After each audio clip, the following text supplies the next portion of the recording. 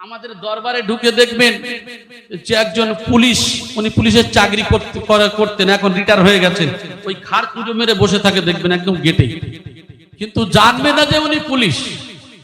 উনি ওই ড্রেসেই সারা জীবন চাকরি করেছে, আর এইভাবেই তিনি স্যাংশন হয়ে ওইভাবেই চাকরি করে গেছে।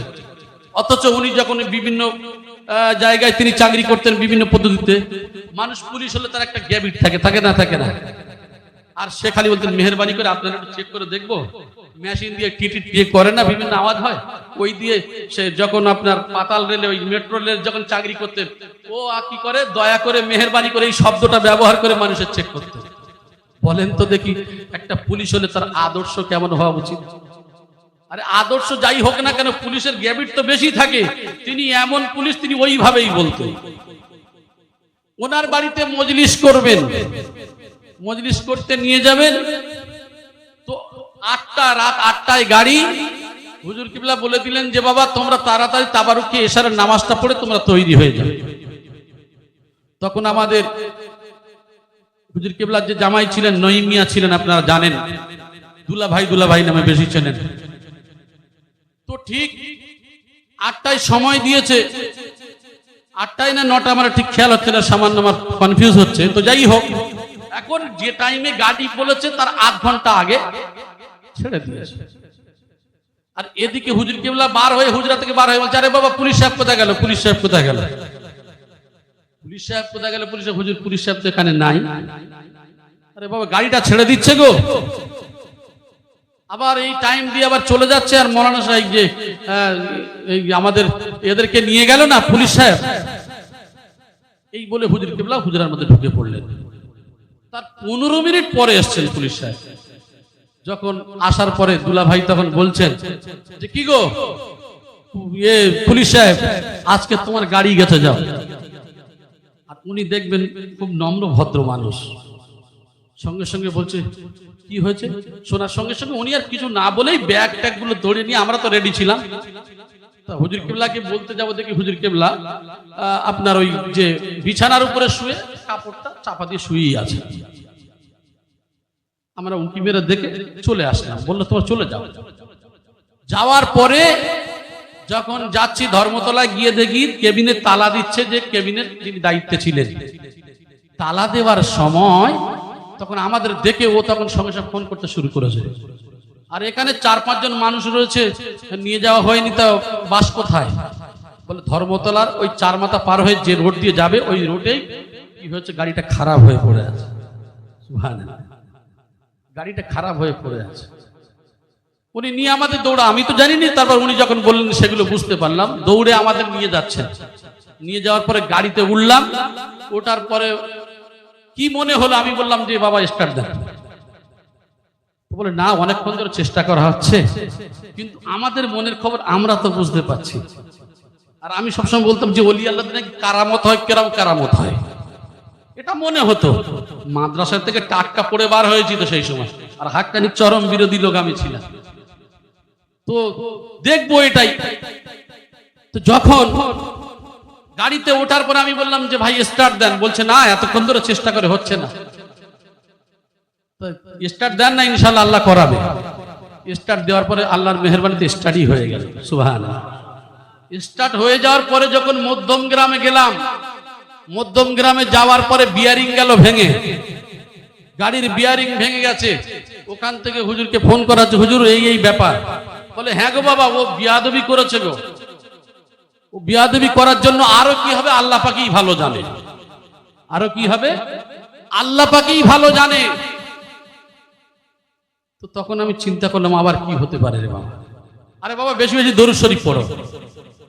তো শেষে ওখানে বিয়ারিং তো রাত হয়ে গেছে, তো বিয়ারিং কি করবে, এখন মালিকের দোকান টোকান সম্বন্ধে, তো মালিকের বাড়িতে একটা পুরানো ছিল যেটা বাতিল করেছিল, সেই মাল নিয়ে এসছে।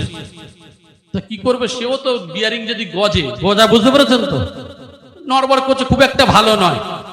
তারপরে আমার মনে হলো, আমি বললাম এক কাজ করেন, এটা টিউ দিয়ে লাগান, টিউ দিয়ে লাগান। তখন মানুষগুলো আমার মুখের দিকে তাকিয়ে আছে, কিন্তু আমার মনের ভিতরে খালি দিচ্ছে ওই দিকটা। তা টিউ দিয়ে যখন লাগানো হলো, সেখান থেকে গাড়ি ছাড়লো, চলে গেল গঙ্গারামপুরের 8 কিলোমিটার আগে গাড়িটা আবার নতুন চাকা গেল ফ্র্যাকচার হয়ে। এখানে আরেকটা কথা আমি প্রকাশ করব না, উনি নিয়ত করেছিলেন রাতের বেলা মজলিস হুকুম, কিন্তু ওখানে তিনি গিয়ে চিন্তা করেছিলেন যে দুপুরবেলা মজলিস করব। দেখেন এখানে যে সমস্যা, নিয়তের এক একটা সমস্যার জন্য আবার ওই গেল। আমাদের সকাল 7টায় পৌঁছানোর জায়গায় এখন 8 কিলোমিটার ওই এসে গাড়ির চাকা এই যে করে নিয়ে মোটামুটি বিকাল 4টে পর্যন্ত আমাদের পৌঁছাতে হলো। পৌঁছানোর পরে ওখানে গেলাম, যতটুকু মজলিস করার আলহামদুলিল্লাহ করলাম। এখানে আর বেশি বেশি ব্যাখ্যা দিচ্ছি না। এখন বলেন যে কামেল মুর্শিদ আল্লাহর মেহবুব বান্দা যে কথা বলেছেন, এখন আমরা যে মাদ্রাসার ছাত্র, এখন তো আমরা ভাববো যে তাহলে উনি যে কথা বলেছেন তাহলে নিশ্চয়ই উনি গায়েব জানেন। নাউজুবিল্লাহ। গায়েবের মালিক কে? আল্লাহ। কিন্তু আল্লাহ যখন কাউকে জানান সে জানে, গায়েবের মালিক কিন্তু আল্লাহ। যদি কেউ বলেন যে পীর সাহেব গায়েব জানে বা এই আল্লাহর নবী গায়েব জানে, এই যে বিভিন্ন ভাবে যদি বলে, এ আবার সমস্যা আছে অনেক। আর হাক্কানি আঞ্জুমান কোনো বিতর্কে যায় না, আপনারা জানেন। তবে আমার ছোট্ট ভাষায় যতটুকু বুঝি, নিজের জ্ঞানে যতটুকু আল্লাহ বোঝান, যে অদৃশ্যের খবর আল্লাহ ছাড়া কেউ জানেন না। কিন্তু আল্লাহ যদি চান বান্দার হালাল খাদ্যের দ্বারা এই যে রূহ বা আত্মা, এই যে কল্ব যেটা এত পরিষ্কার পরিচ্ছন্ন হয় যে আল্লাহর কাছাকাছি হয়ে যাওয়ার পরে আল্লাহ কিছু জিনিস তাকেই দান করেন। সুবহানাল্লাহ। এবারে কোরআনের একটা দলিলের দিকে যাই। এখন স্বাভাবিক আমাদের মনে হবে এটা কি করে হতে পারে। দেখবেন এমন কিছু জ্ঞান আছে যে জ্ঞান কোনো মাদ্রাসায় পড়ে, কোনো ভালো জায়গায় পড়ে পাওয়া যায় না। সেই জ্ঞানটা কিন্তু আল্লাহ রেখেছেন আল কোরআন। ওয়াল্লামনাহু মিন লাদুন্না ইলমা। আমি আল্লাহ, আমার কাছে এমন কিছু জ্ঞান রয়েছে যেটা আমি আল্লাহ নিজেই দান করি। কাদের দান করেন? আল্লাহ যাদের হয়ে যায় আল্লাহ তাদেরকে এই জ্ঞান দান করেন। আমার সোনার ভাইয়েরা, একজন মানুষ, এই 2 জন মানুষ, 3 জন মানুষ, 4 জন মানুষ, হাজার হাজার কোটি কোটি মানুষ, এই মানুষের মধ্যে বিভিন্ন ক্যাটাগরির কথা আমি বলেছিলাম। ওই মানুষের মধ্যে কেউ ডক্টর, কেউ মাস্টার, কেউ ইঞ্জিনিয়ার, কেউ মদখোর, কেউ সুদখোর, কেউ পাগল, বিভিন্ন ক্যাটাগরিতে বিভক্ত। এই রকম ভাবে আমরাও মানুষ, কেউ নামাজ পড়ি, রোজা রাখি, যাকাত দিই, হজ করি।